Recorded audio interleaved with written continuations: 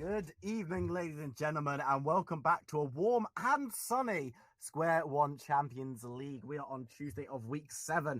I'm, of course, Viperude. I'm joined by Byron Villa, and we've got, I was going to say the second game of the day, but we had a couple of issues with teams. This is the first game we're going to be seeing today on the stream, and it's an exciting one. It's Phoenix Rising versus Fuzzy Esports. Yeah, it certainly is. Both these teams are very close in the table in that bottom half, and they're going to be trying to fight that relegation battle. So any win they can get is going to be important, and especially against those people you're going to be fighting for those relegation spots, it's really important to get your ass out of there, get those wins as fast as you can. But in news, unfortunately, Phoenix Horizon, they did have to forfeit their first game of the day, as we saw on stream. But in other news, Fuzzy Esports actually managed to take the win over Stopwatch. So things are looking good for that team. Yeah, you've got right now is you've got a large number of teams that are all together in the bottom half in that 7th position right now as we started the day. A lot of teams looking to try and climb out of the relegation battle and set themselves apart from the other teams in that bracket. Both of these teams are looking to do that. Of course, Phoenix Rising did have to take the FF in their first game because they couldn't. A couple of connection issues. But we did see a very, very good game as Stopwatch were beaten by Fuzzy Esports. So they're really looking to get another 2-0 week. And they've looked good in recent weeks. Yeah, they really, really have. It's down to players like Shafty. He's been an absolute star for Fuzzy Esports in the jungle and even, possibly in the mid lane we've seen once or twice. So, this man, he can do a lot of things. And if he's able to get the picks that he really likes, if he's able to start driving the game tempo forward like he usually does, then all of a sudden, if you're going against what is supposed to be a statistically weaker team in Phoenix Horizon, this is where we're expecting players like Shafty to step up to the plate. I'm really excited to see this game, honestly, because we've got a couple of subs, as you saw. People had to shift in and out. We've got some very high-level players coming in. A name you might have heard of, a man called Akers, is coming in and playing for Phoenix Rising today. He's obviously was in the UKLC last split, so was playing in an ERL on a team that maybe didn't do as well on Darkspawn, but the caliber play we've got here is really good. And I'm just looking over the notes that we've been sent from our last casting set, who did cast that last game for Fuzzy Esports, and there were some impressive performances. As you said, Shafty playing very well, but Gino as well got on that Yumi and did a lot of work. Yeah, certainly did 2-1-14, keeping Carlota alive and just in general helping out his team. But once again, it's Shafty who's that big player to watch on the Silas jungle there. Had the Conquer 8-4-6 with a great performance there. But we have to look on the other side of the rift. And Phoenix Horizon, they are certainly nothing to scoff at. They have players such as Sonder in the bottom lane, who's an incredibly strong AD carry player, particularly known for his Kai'Sa. He's racked up 211 games on that pick in solo queue, so keep your eyes on that as we head into the pick ban phase, because if there's anyone who's going to be able to push Phoenix Horizon further, it's going to be a player like Sonder, who in those mid to late game team fights can completely shift the tide of a fight. And we've seen Sonder be quite a flexible player as well. We've seen him in the mid lane in this tournament as well, over on the side of Phoenix Horizon. He played Twisted Fate when I last watched him in that mid lane, and he didn't look brilliant on it. He, as you say, marksman player by trade, but having a player who is versatile means that you can be a bit flexible. And in this league of flex picks we've got going on right now, while Mint ADC doesn't have too much going for it in terms of swapping around, it's always nice to be able to swap players around. And we've seen it a lot in recent times with players maybe even changing positions if the champion picks in the meta and the game favors them. Yeah, and speaking of flexible picks, Sonder also has the Nico in their back pocket, and that is, if you're looking for a flexible pick, Nico can definitely fit the bill there. However, another player to talk about, as we were talking about earlier, was Akers. This guy, absolute beast in the top lane, played in the UKLC, but his pickups are also incredibly flexible. You have picks like Aatrox, Irelia, Akali. These are the kind of champions that Akers likes to play, and you can see them in the top lane, in the mid lane. Like, he has so much flexibility available to him that he can very easily secure that counter matchup in the top lane and try and stamp down some authority. I'm just really excited to get into this game. We're just making sure that everyone is in the correct order for all of you lovely folks at home, so our producer doesn't have to scrabble and change everything over at the beginning of the game. I obviously hate it when that happens, but we are looking like we're getting into this one. Sonda does look like he's going to be going into the mid lane in this game, so it's going to be exciting to see what he decides to pick up. As I say, last time we chose that Twisted Fate, it's a champion that's still in and about, but he's going to have to be careful because he's going to be up against Flame Scuff too. Last game, played an Aurelia, which went pretty well for him in that matchup. He was in the matchup against Corki in that game against Credible, so he's going to be careful. I wouldn't be too surprised if we see the Aurelia taken away. Are there any other champions that you're like looking at and thinking that needs to be picked or banned first, otherwise it's going to be a problem? I was racing on the jump to Kai'Sa, but if you have someone in the mid lane, that very much changes the landscape here. I feel like other picks you can look to take away. I mean, Urgot and Aatrox for Akkas are huge. I don't know if you want to maybe pick them away or ban them away, depending on what you want to do, but if you give over that kind of pick to Akkas, he will make full use of it, and you really don't want to do that. I think Shafty, you got to get rid of that Silas. I mean, the kind of game he had last game, if you're aware of what happened, you just get rid of it. It's really flexible. He's incredibly strong on the champion. Just get it out of the sight before it becomes a problem. And we saw some really, really beautiful Silas play in the jungle yesterday as well. It was, I believe it was CBA, actually CBA who played it yesterday. And it was just, it was brutal. It did so much damage. It was so versatile. And Silas has seen some changes on 9.14, but they don't seem to have hampered him too much. So I expect that to be, as you say, priority pick. XCon is going to want to either pick that away very quickly or you're just going to ban it. Because if you allow it, it could be first pickable over on the side of Fuzzy Esports. Yeah, I'm looking at Fuzzy Esports, and one other pick that springs to my mind is definitely the Vladimir pick. It's Bumblebee's favorite champion, 90 games played, 54% win rate, but also it's Flame Scuffed's second most played champion. So both solo laners on the side of Fuzzy Esports absolutely love this Vladimir pick.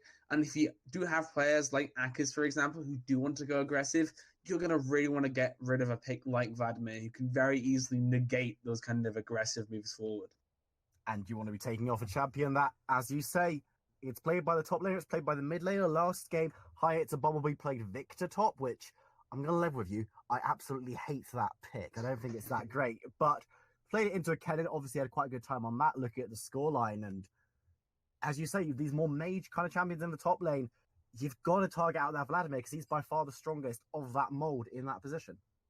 Yeah, I mean, you've got like Swain still available and like the Victor, but they're like kind of budget what Vladimir does. Vladimir is very much that key scaling mage in the top lane because of the fact that he's able to deflect so much aggression.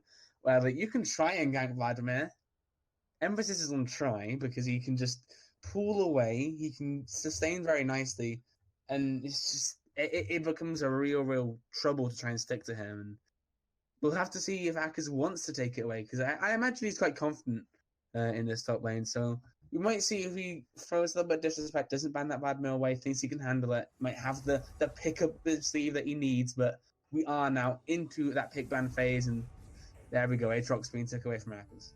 Instantly, obviously, we say we are into picks and bans. Questions will be asked whether Akkas can step into this roster in square one, whether he will thrive or whether he will fall. The Vladimir being taken away instantly. They don't want anything to do with that champion. I love it when I'm proven right. It's great. Just saying that. But yeah, Aatrox, Vladimir both took away both these big flex picks that both of the solo laners like to play. We'll see what else they want to focus. That Kai'Sa's still a huge pick, as Canada Turtle also loves playing it.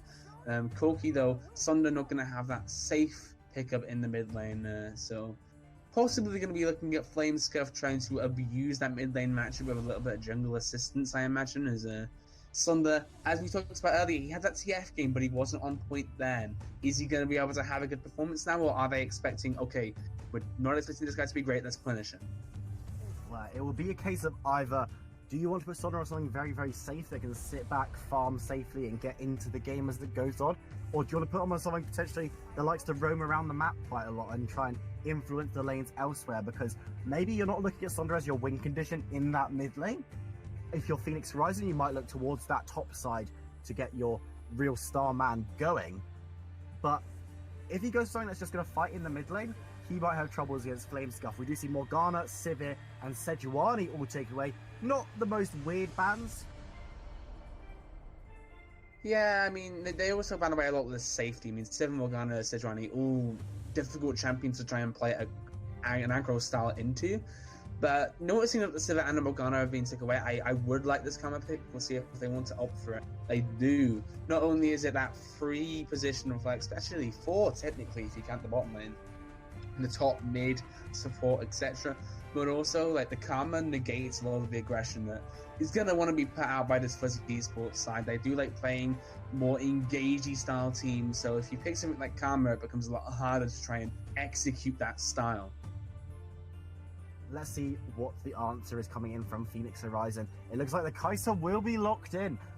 Is that going to be something flexible? Because Sonder, in that mid lane, if you take away the Corki, he might have a bad time, and of course you can just pick up the Kai'Sa, put him bot, but that's dependent on whether Muyu wants to be able to go into that mid lane. Regardless, it's a very strong pick at the moment anyway, regardless of whose hands it's in, but maybe Sonder's going to do a bit of remote piloting, going to say, okay, Muyu, this is how you play his champion, and with Nautilus alongside him, that's a very strong bot lane. I really like this Nautilus pickup, not only because, I mean, it's a strong, aggressive pick, it's technically a little bit of a flex pick, but also, Geno's vastly most played champion is this Nautilus. 200 games on that champ this season alone. So getting that took away from Geno, getting rid of that comfort, so important. Trying to force him onto the more passive pick like Karma, for example. We'll see what they're able to do, but that's a Vayne locked in, and if Kyle the Turtle wanted to pop off, well, he's got the pick for it. I saw a clinic on Vayne yesterday. I got to see the rare occasion of Vayne God playing Vayne. Oh, that's a treat. It was Vayne Yuumi in that bot lane, and it was as disgusting as you could imagine it was. It was truly vile from actually CBA, and it might be just to see what they go for. Silas has actually managed to sneak his way through to this point in picks and bans, and that could be an oversight coming in from Phoenix Horizon. Yeah, it certainly could be, because it's that added flexibility again from the Silas that's so important. Not only has Shafty's done a great performance on it, but it's also Flame Scuffed third most played champion in this mid lane. So the Silas could still probably go there too, alongside the Karma effects, because it's going to be so hard for someone like Akers or Sonder to try and secure the matchup they want. However, they have seemingly left those solo lane pickups to last, as the Jarvan very likely the jungler here. Yeah, you've got to imagine it will be the Jarvan in the jungle. It could, as it could flex top, but I don't really think that Akers is going to want that champion too much. Of course, we'll leave it open. I don't like League of Flex is kind of, it causes problems in Pixman's casters, because you can never really comment too much on the synergies, because it could even be something like a Nautilus top. You just don't know until we get all of the picks and people have swapped around, and even then, you're not entirely sure. We're into the second round of bans, and Jace being taken away first. Highlights Bumblebee might be pinched a little bit here. Yeah, he certainly is. All these ranged top laners going now. Jace gone, Gnar gone, and you're looking at Bumblebee's pool. I mean, Vladimir's gone, Jace is gone, Aatrox is gone. Those are his top 3 champions, all off the board now. His next best is Renekton, but is he gonna really want to pull that one out, not only against Akers, but with his composition that he has? Like, I wouldn't be too confident in that. So we'll see what else he wants to opt for. The Cannon's a pick he can go for. The Irelia still hasn't been touched, which was a big pick for Flame Scuffed last game. So we'll see what they want to do there. Is the Akali another one of these flex picks getting took away? It looks like Phoenix Rising just want to know what they're up against come their last pick. An interesting champion to note actually as well is the Yuumi. That champion is not being touched in this pick ban phase right now, but that could be because of the Nautilus. It's been one of those more countered picks for the Yuumi, because you just do so much damage, you can get in so much. There's the Malphite ban, and that might look a little bit weird, but on 9.14 with the changes, this champion is actually doing quite a lot. Yeah, it's the ability to just make a team fight happen on a dime with that ultimate that makes him so strong. But moving on, I'm liking these ADC hovers, but I imagine it's just going to be looking in the mid lane for Sonder. They're going to leave the counter pick for Akers, this big player in the top lane that we talked about, incredible star potential, and looking at Orianna for the Orianna Jarvan Nautilus one ball combo synergy. Oh man, that's going to be explosive. Well, that's the Demacia Death Bowl in a nutshell, and it's one of the more safe picks in the mid lane for Sonder. It's not maybe as mechanically intensive for someone who doesn't play the role as their natural main, so a very smart pick here, and can be very, very important and very beneficial to a team. So I like what they've done. They haven't just sat back and said, okay, Sonder, you're going to play a nothing champion. They've given him an important role in this team comp. Nico has been locked in over on the side of Fuzzy Esports in reply. Do you think that Nico's going to be going mid?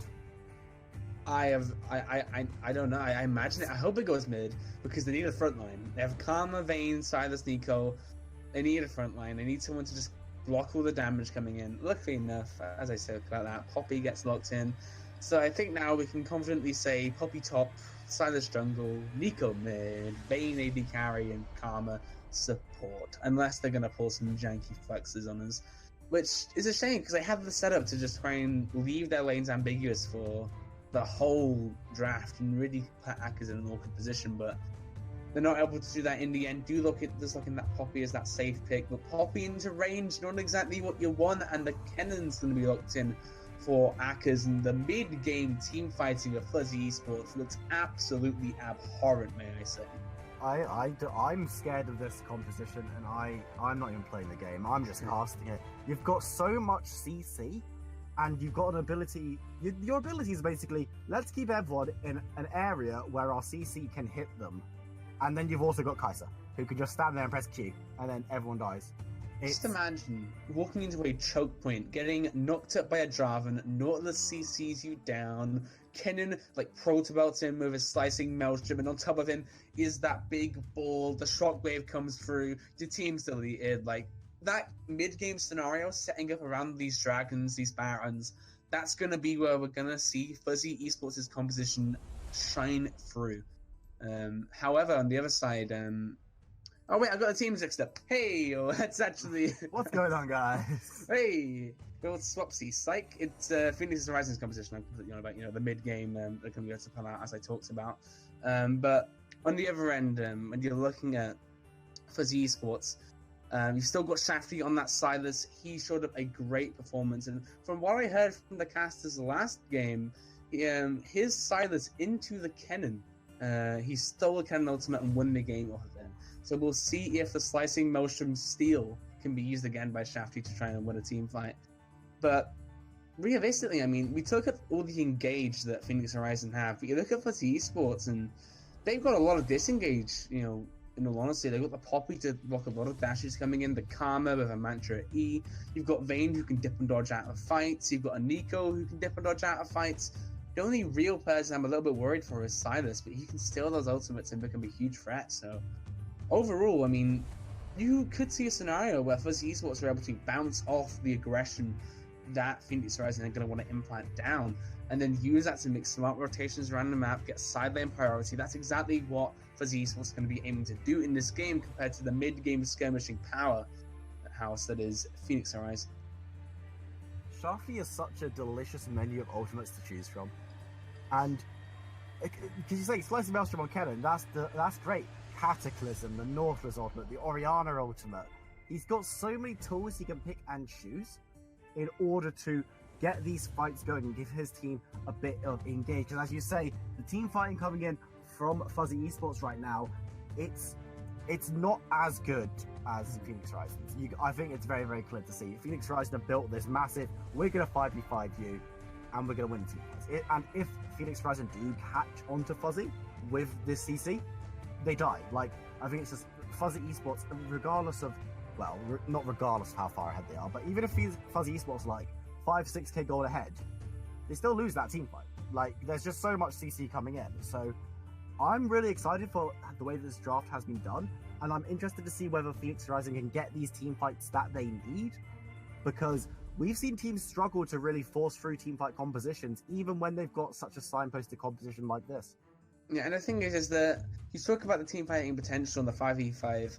I raise you a Vayne with a Karma shield and a Poppy on top of her, and I say, you can try and engage on that, and you have a lot of tools to, but if Kali the Turtle is able to survive these fights for even like a few seconds, that can completely switch up the tide.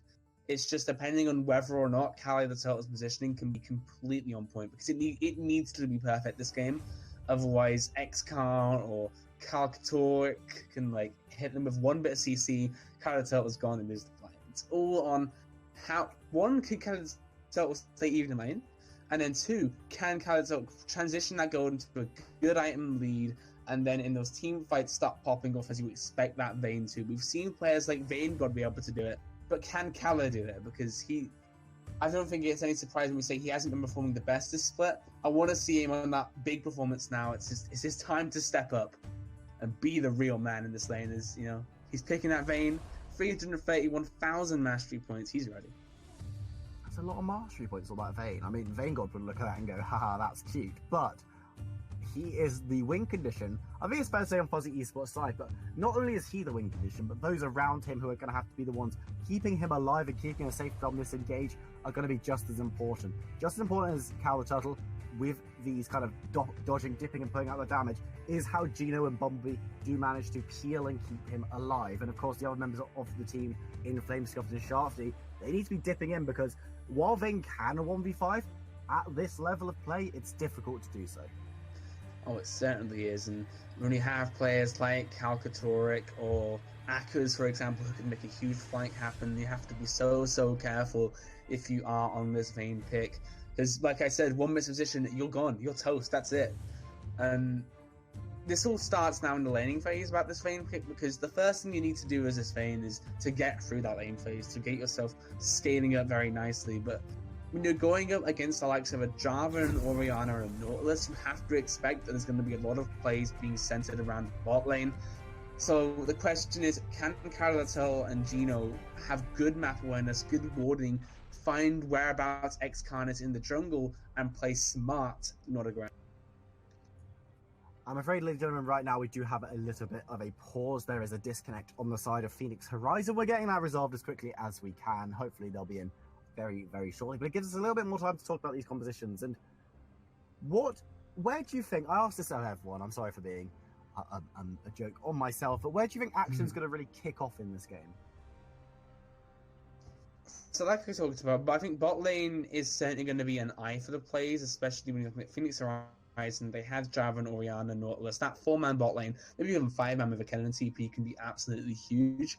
However, the action's likely going to kick off around the jungle and mention near the mid lane, because that Java and Orianna combo, one of the strongest, if not the strongest, 2v2 kind of mid jungle duos you'll really find in League of Legends, especially when they both hit that level 6 mark. The Shockwave Cataclysm combo is one that everyone knows, the Demacian dunk, as I like to call it. Like, it's so hard to deal with, and I'll be honest, I mean, the Flamescuffed and Shafty, they are very much the highlight players a lot of the time of Fuzzy Esports, but the question is, can they pull that off against a very strong mid-jungle duo in X-Con and Slender, especially on those picks? We'll have. I just want sports to be over. I want to get into the game. I want to see if the team fighting composition over on the side of Phoenix Horizon can deal with the disengage and the Vayne over on the side of Fuzzy Esports. Do you have a prediction for us? Who do you think is going to take this one? Oh, I'd probably say it's a tough one, but I think I'm going to edge towards Phoenix Horizon, just because I like their composition a little bit more. I think it has a very much more of a okay, we're doing this as our win condition, and whilst that can be punished, there's certainly tools on the other side of the river to combat that. I feel like if they're able to play around their strengths well, get those like I said, the Dragon and the Baron, get control over those objectives, playing around those, getting good vision, if they're able to do that, they should be able to win this game very nicely. It's just, when you look at the other side of the river, I mean, Fuzzy Esports, they certainly have the momentum coming into this match. They do have some great players like Shafty and Flamescuffed. It's certainly not going to be a one-sided affair, let's say that.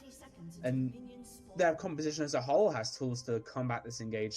So it's not one-sided, but the edge for me, it's also slightly similar to execute. It's probably going to go over to Phoenix Horizon.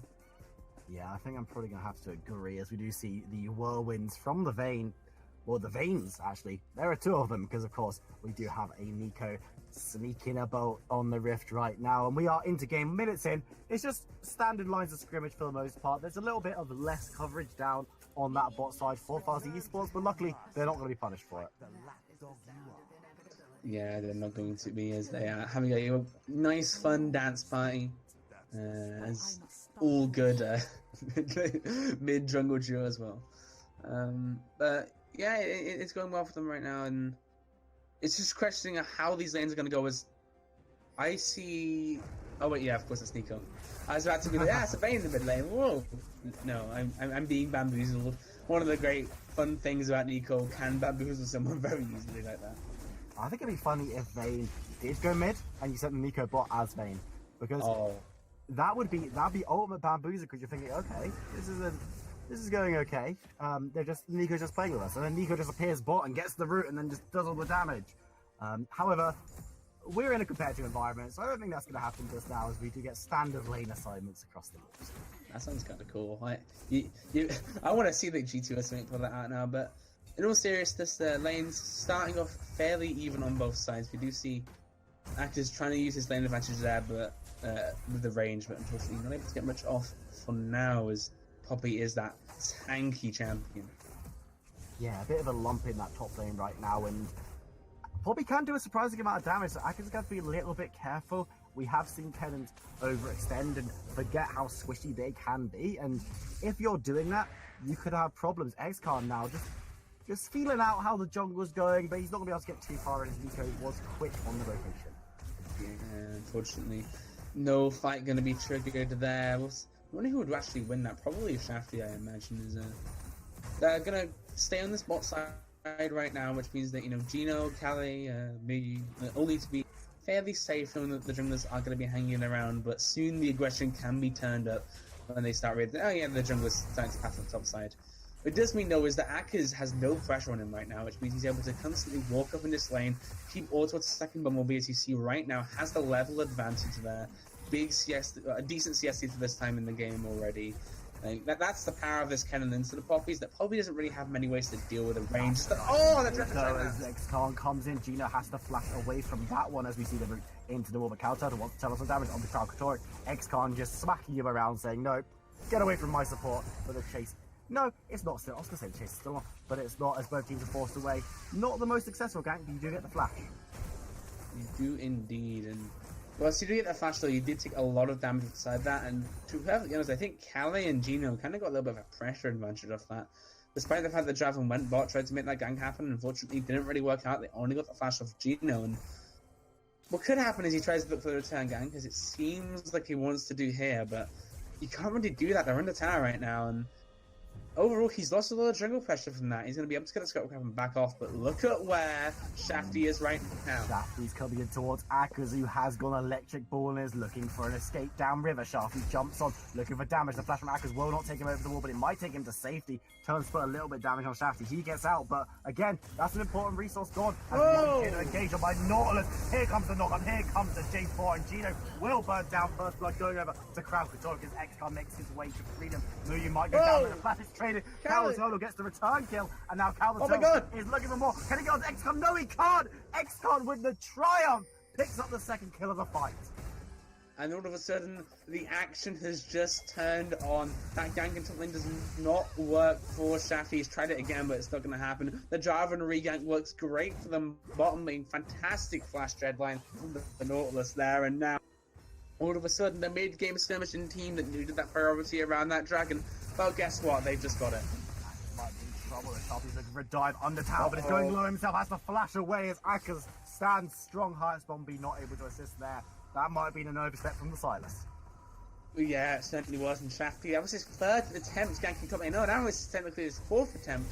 But they're still not able to take down Akers, and all this pressure that they're applying top lane is pretty much for nothing. The bot lane, it was able to get an advantage, get a free back there, thanks to that Jarvan gank. Now Jarvan's top side and can very easily punish Bumblebee if he tries to step up and get any platings. So overall, this is a massive win for Phoenix Horizon when you're looking at the overall tempo of the game. And heading into that mid-game point, the big important point for this team, it's looking great.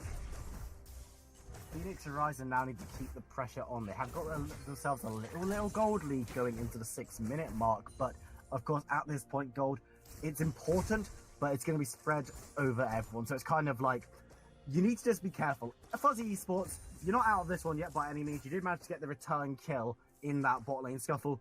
Just, you need to move away from this gank Akers get kill situation, because clearly it's not working right now. Yeah, and the unfortunate thing is after you do that, and ideally you want to re-gank them and you put pressure in, but at this point it's just too difficult of a task to make happen. However, Jarvan It works for him. There's no summoners available for the bottom lane. Another gank, and here comes Nautilus. The knock-up again as Muyu will get the kill this time onto Gino. SQ1 is chasing forward. Turtle does manage to tumble down, but he might not get away. It looks like there's not going to be a dive, though. That's just another easy kill over to Phoenix Horizon. There's a bit of poke happens in the top. It is, and the more kills that go over the...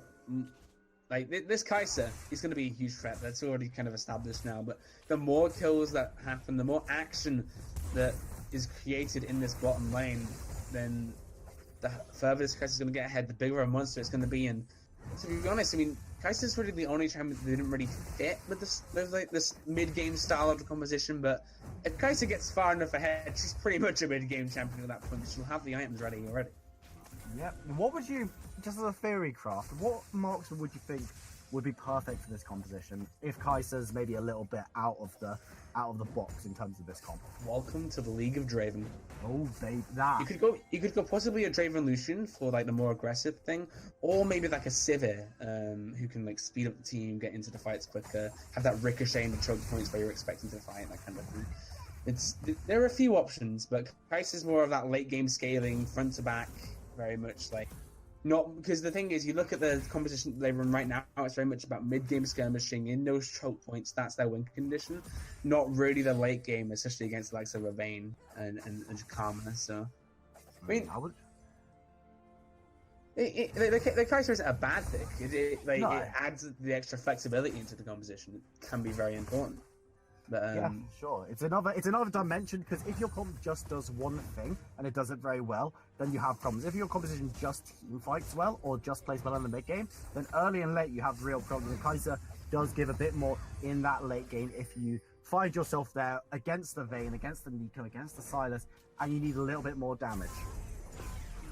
Yeah, it certainly does. And that Kai'Sa, I mean, the biggest thing to note about Kai'Sa is that her getting the items earlier is a lot more important to her than a lot of other AD characters. She's able to get those upgrades on her abilities, and so not only is she getting an item lead, she's also getting a slight power boost from each of those abilities she's able to boost up. And look at that. You already see the amount of damage that's available for that Kai'Sa, and she hasn't even got one completed item yet. No, that is so much damage onto Cowtail. A nice engage there from the Nautilus, but there's not kill pressure right there and then, because she was full health, but another one of those, and Cowtail does just fall, and now they wait for her over the wall. The flash comes in, here comes the anchor, as Cowtail goes low, but doesn't manage to flash away. The armor coming through from Nautilus, as Sharpie's there as well, using his own Nautilus onto Muyu, and he's going to fall first, as Gino picks up that kill, as he Bombi and Flamescuff chasing on. Sonda was there, Cal Katoric going to be making excuses and getting out of that one, but X-Khan is waiting over the wall. Might look for the re-engage, but I don't think he wants it just yet. Actors doesn't have teleport to join the fight, and that was actually a good turnaround for Fuzzy. It really, really was. Shafty being there at the right place in the right time. Possibly Cal Katoric and Muyu going a little bit too aggressive there. But, you know, Callie needs to be a little bit careful in the spot, and he can't just be chilling there, forced to flash out. Doesn't want the flag and drag though. The red buff burning him down as Vayne does pull, but look at Flamescuff looking to get the kill himself. He's got Karma there as well. Gino will get the tether onto Nautilus, but he's reasonably big right now. Sharpie might look to engage, will miss his engagement, and now Nico's the one in trouble. Instantly melting as Blue rejoins the fight. Sonda looking to try and cut them off for a second. Gets the Sonic Wave onto Gino, who will fall for the double for Muyu. And just as things started looking up for Fuzzy Esports, Phoenix Rising slapped them back down. They certainly do. And that dragon going over, I was about to say, oh, it's really big. They've lost that priority around the river. And all of a sudden they say, no, we want that priority back, thank you. And now, not only do they get a double kill in this Kai'Sa, they're going to be able to get a few platings for themselves. They're forcing Shafty away from this lane. And actually, they might look for the kill on him. Might look for the fight. X-Con might be in trouble as Cal the Turtle is there, but here comes Cal Katoric. Mu's getting the damage down. That is mad. And we see Nautilus picking up the kill down there as Akers gets some trading blows up in the top side. Can I just say, Cal Katoric has been insane this game. Oh, no, never mind, I can't speak. Cal Katoric is about to get tethered up. Sharpie jumps over onto Muyu, who's looking to get away, but will fall shut down for the Sylas, and now the Nautilus is in trouble. Here comes X-Con, and Sonda pick up the first one onto Sylas, and Gino's a bit far extended. X-Con will pick up the killing spree onto that one. There's no time for analysis in this game right now. And I have to say there are two players that are standing out to me on Phoenix Horizon, and it wasn't the two key players I thought it would be. The two big ones to me were Thunder and Akers, and they're sat there, and To be honest, they've had quite a quiet game. But then you look at like some X-Khan and the Calcatoric, and oh my god, these two people have been fantastic together. They've been fantastic, layering the CEC, making those flash engages happening, really being proactive, shutting this Vayne Karma completely out of the game and pushing themselves forward at the same time. Look at the difference in gold between the 80 carries. It's only 11 minutes into the game, and you have a Kai'Sa who's 1.2k gold ahead. That is insane for this point in the game. And now Kai'Sa getting that Storm Razor is such a big item for her. She allows her to start upgrading her abilities, and all of a sudden, I mean, Phoenix Horizon, they have such a tempo lead heading into the mid game, and this is where I'm expecting this composition to start spiking. The composition itself is already rough against Fuzzy Esports, and now they have to deal with a big gold lead. And the composition that has built, you've still got all these people, you've still got Sonda and Akers who, I say, maybe a bit quieter than we were thinking, but other people have stepped up to fill their shoes. And they've got these champions that can do so much work in the mid-game team fights. And the biggest thing is, look at the CS differential for both those people. They've had quiet games, they haven't been super proactive, but they've both got secure leads in their lanes. You've got Akers with a 20 CS lead top lane, you've got Sunder with a 17 CS lead in the mid lane. Like, they're still creating leads for themselves and stabilizing where Shafty has tried to put the pressure elsewhere, and it's just not worked for him, unfortunately. And now you see just Phoenix Horizon are reaping the benefits. They're able to get so much priority around this bottom side river now. Shafty not able to even step up to that Tribush there. And it's such a scary composition, because as soon as you get that vision control, you just cannot phase check, because it could be a Nautilus in that bush, that could be a Jar in that bush, you have no idea. There could be absolutely anything in any of these bushes down bot, and as you say, Shafty kind of has to be here on defensive duty, because otherwise the bot lane could just fall further and further behind. But Gino looking to the engage. Shafty is there. Crowdstrike might have overstepped and will full shutdown there, going over to Shafty on the Silas, and that's a nice little pickup. It is, it's what they need. I mean, Shafty is still 2-1-1. He is that threat, and you really don't want to disrespect him in that, because he will just defeat you, unfortunately. And now, ooh, Scuffed! Flame Scuff might be in trouble here. Sonda gets the kill before the Pop Blossom even goes off, as X-Con is chilling around that boss. So Sharpie might walk directly into it. He's going to be in trouble here. No dash to get over the wall. Going to have to use the flash on that one. And again, just a little overstep from Fuzzy Esports. It is, and it feels like as soon as Fuzzy Esports try and do something positive, Phoenix Horizon do something positive right back at them, and it gets even stronger for them. And it's a shame, because you see these proactive plays from Fuzzy Esports, and it's what you want to see, but then it's always Phoenix Horizon who end up with the tempo advantage at the end. You see Kennen just smashing down this top lane tower piece by piece. The bot lane tower is also incredibly low, and with Karma backing alongside the Vayne, I don't think it's going to last much longer. Mid lane's going great for Solana all of a sudden. He's 2-0-2 as a 30 CS lead. In fact, he has a good 1.3k gold lead in that mid lane himself, which is huge. And now they're able to go and get the dragon very easily because they have the priority. It is very, very good snowballing coming out from Phoenix Horizon. It's textbook stuff, but it's exactly what you want to see. And we are just getting word from production as we see a team fight coming, and Counter Turtle is instantly deleted as Vuyu gets another, and Gino now having to make his way out of that fight. But the first tower does go down in the top lane. And speaking of towers, we've just got word from production that it looks like Phoenix Horizon managed to get 6 plates for themselves. Fuzzy Esports only managed 1. Oh, well, they might be able to secure a tower for themselves, and that mid-tier one is going to be very important to break open. Gives you a lot of priority across the map, and it's a nice little pickup again. The issue is that you're 2 people, and there are 5 people behind you. That ain't going to end well. If I do they are looking to rotate up. It's a massive ball of death right now for Phoenix Horizon. Here comes Akers looking to get it going. Counter Turtle will be going low, but it's not even Counter Turtle. It's Flames got full health, but it doesn't matter. Dies like she had 200 as Nico falls instantly to the Kennen. That's his first kill participation of the game. Well, he has held the lane very well, has that 40 CS, but Jesus Christ, but also now able to start showing his prowess as this mid-game champion. And the slicing maelstrom might help him get up for now, but Kraukatork will look to chase turning damage onto Gino. He's going to flash, but it won't be enough.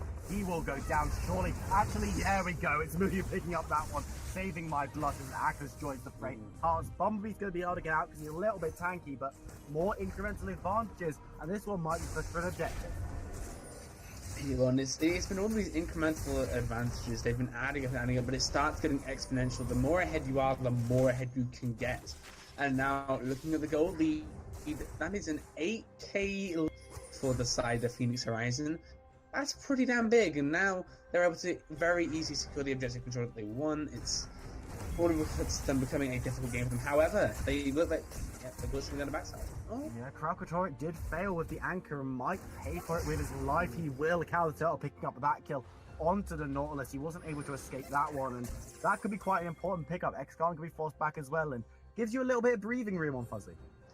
Yeah, it certainly does. It's very important to try and get Callie back into this game right now, because a Vayne who's behind is just not going to be doing much at all. And currently, in that matchup between the ADCs, Kai'Sa, Midyu, is 2k gold ahead. So Callie really needs to find a way to just sit in the side lane, farm up, do something nice like that. The issue is when you go against a skirmish composition, as soon as you try and ditch them, they're just going to force them to catches two on the shortwave, and here's Muyu gets the first kill quickly onto Tino. Calaturla is already very low, but Muyu is going to pull both marks and will trade themselves as sharp. He will go losing it some way of his own, and Flamescuff gets the kill on the back. And actually, Fuzzy Esports turn this around 2 for 2 right now, but here comes Akers. Where's the maelstrom from the hamster? Flamescuff looking to get a bit of an engage, a bit of hope down as X-Con is there, Kralkatorek is there as well. And he looks for the Hex Flash, looks over towards Flamescuff. The ultimate's going to land onto the Nico. The flash might take him out of range as Akers looks for the chase, but is a bit too far behind. The fight will peter out, and that's actually 2 apiece. Sharpie might be in trouble. The Cataclysm comes through as Silas will get flashed on, but he gets a nice bit of healing there. It might not be enough, but X-Con picks up the kill. He might trade himself for that as Kralkatorek comes in. Shutdown goes on the highest bomb, and now Kralkatorek is going to wander out. Flamescuff will be looking to get the parting blessing with that damage, but it won't be enough, and it's 3 for 3 in that team fight. What I don't understand is why they just force the dragon there instead of trying to head into the enemy jungle where you don't really have many wards. I think it was a much better idea to force the enemy to come to you than to try and go to the enemy. That's usually what you want to do, especially with a composition that can be so scary out of vision. I'm not sure I'm a big fan of that play, but it is going to be very important that for Fuzzy Esports to get back into the game, because being able to get an even trade is so important when you're on the back foot, and it's allowed someone like Bumblebee to sit in the side lane and farm up a little bit. It's given Carlota a little bit more of leeway in that matchup. Realistically, I mean, that's good for them. They want to keep doing that, because if they're able to evenly trade with the mid-game team in the mid-game, you can't really complain about that. And Carlota is going to slowly but surely be hitting those item points. Unfortunately, right now only has the Blade of the Rune King, so still a very long while to go until Callie is able to hit that hyper carry point. And we're going to be seeing Phoenix Horizon able to secure these objectives very easily, knowing the Callie just won't be a threat. Yeah, and of course the Mountain Drake is going to help them out a lot. Another Mountain Drake is on the plate next as well, so that could be quite good in being able to break down Baron and break down these objectives. Akers is having to run away. There is High Bombi and Sharpie are both with the chase. The slow comes down as Sharpie comes in, has the ultimate, has the slice of Nelson. He's going to pop, and Akers will fall. It's going to be the shutdown for Sharpie up on that side as Gino just comes into frame for a second, just to give some moral support. Yeah, it does indeed. But what happens there is that they had to commit, 3 members topside, and then Callie's out there too, which means that the rest of Phoenix Horizon were able to get a free reset happening, and it means that they're able to come back stronger of items. I mean, we have a Kai'Sa on Stormrise Ginsu Zeal already at 20 minutes into the game. So giving them that reset, unfortunate. I mean, sure, they're able to get a kill for themselves. Decent head slash. He's still stunned though, but he might actually be able to get out of this one. Calaturla wants to kill those moves, looking to return the damage. Kralkatorek goes in onto High Bombi. Here comes X coming in. Sonda looking for that death bolt, but won't be able to land it too much. The first kill quite goes in onto Bobby, and then X-Con will fall. Muyu's in trouble though, as Calaturla will chase him down. As he dies, Muyu gets the kill on that one, but Sonda's on the wrong side of the law. Sharpie jumps in, gets a kill for himself, but here comes Akers. Akers is in the wrong place, wrong time, does manage to pick up a bit of damage and will escape with his life. So these fights, with the gold league the way it is, they're much closer than they should be.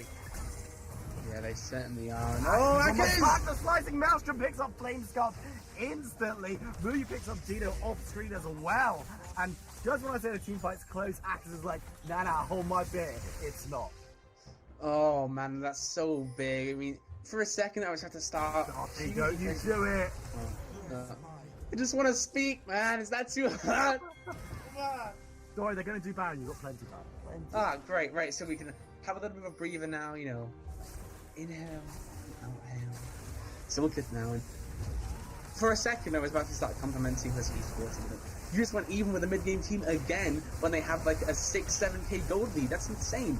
But then they go and overstay a little bit and they lose track of Akers. And as soon as they do that, I mean, you've got the Kennen who's got a very, very strong CSC for himself, and then you've also got the Kaiser who's 10-4-4. Those two can probably like 2v4 as we saw there, and you see it come to fruition. They don't respect the damage, and now they've lost the Baron for what could have been a very good trade for them and could have been their way back into the game.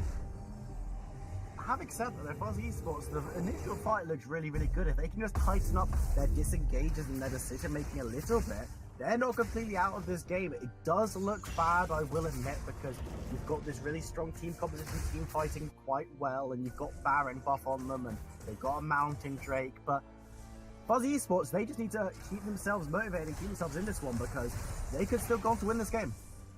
Oh yeah, they absolutely could. And I mean, you've seen it in the last few fights. They've been so close to actually winning them, and the fact they're able to do that versus a composition with Kennen, Jarvan, and Orianna, a Fed Kaiser, and a Nautilus is incredibly impressive. And if they're able to consistently go even in a few more of these fights, if they're able to stave off the pressure that Phoenix Rising are going to be putting down, Fuzzy Esports could be looking at a shot at this game completely. I mean, if they're able to hit the late game, it doesn't matter how many gold people already have, that Vayne will still be at her late game point. For sure, and now we're seeing a bit of a push down in the bot lane from Akers trying to break down that inner tower. He's going to be doing a lot of damage to it with those Baron empowered minions as well as X-Conducts to try and just shepherd anyone away who's looking to defend that objective. It should go down. There we go, and it looks like Phoenix Rising, they're looking for the opening, they're looking for the pressure point that they can really inject their damage into. Yeah, and they can only just start it off by pushing through the mid lane. They can keep pushing by how much they want, but that's a one lane thing. As soon as you make it a 2-lane thing, all of a sudden you put Fuzzy Esports in a situation where they have to keep bouncing between the lanes, try and protect all the towers, and as soon as they leave one tower, you attack it, and you get a little bit of chip damage there, and eventually you'll knock down those towers. You have a very nice siege going for yourself. It's very often that someone oversteps, and as soon as someone does that, well, there you go, you're able to force the fight.